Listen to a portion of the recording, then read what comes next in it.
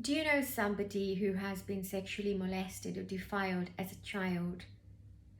Do you know what happens to that person? Did you know that their brain is altered? Did you know that unless they can heal that trauma inside of themselves, that they probably won't understand or even appreciate themselves? They will suffer from low self-esteem, and they will never know when a relationship is really inappropriate. These are the kind of people that might end up in very demanding relationships. They might be abused, they might be with narcissists, and these are people that desperately need some form of therapy, some form of help. A lot of problems that happen in their lives come from that sex abuse, because that sex abuse of a child will sit with them and stay in their brain until it has healed. It has to be integrated in order for that experience to go away. That experience stays. That experience stays in many ways. It stays in the sensation, it stays in a lot of guilt, and a lot of people who have had sex abuse might even be named as promiscuous or very flirtatious, when in fact they're not.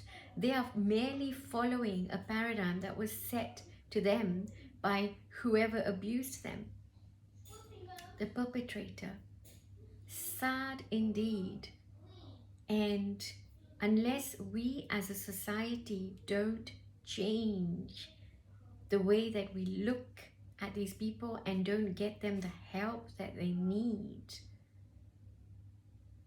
we will forever lose these children who were abused.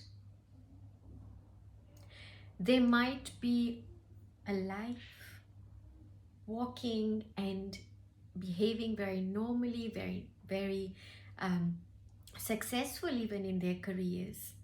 But if they have had this experience, they are the ones who might feel that there is a pain that they don't know how to locate. There's a pain that they know is a pain, but it's not physical. It's not something that we can touch. There's a hole, there's a wound, and that wound is of that child. The child who was inappropriately touched. The child who might have said no, and the child who is still saying no when people that she loved the most carried on with that abuse, but perhaps labeled it as being pure love, pure spiritual love, because these people needed this child to make them feel important, to make them feel loved. And as long as this child carried on giving the perpetrator that importance, the perpetrator stayed happy. And these are the people that might even give you money. These are the same people who might support you. These are the same people who even in houses, this happens with fathers and their daughters, and they will tell their daughter, I'll give you money for school, or I'll give you money to go and buy this, but don't tell your mother. This abuse has to stop, and we need more of these people to come forward so that they can be helped, so that they can thrive and be the people that they could have been had that abuse not happened. And these are the same people that might have had so many relationships only because they were seeking that love.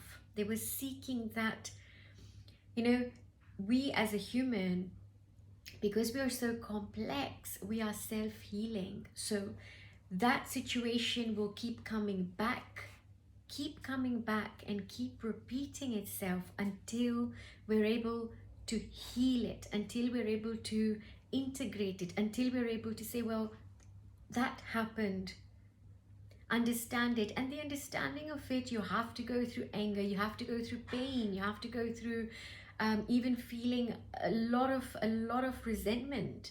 All of these are stages that you get through to, and in the end you might feel very indifferent having let it go and see the bigger picture. But don't feel that you have to see the bigger picture today. Take your time, because whatever happened shouldn't have happened. Help is there. Help yourself heal.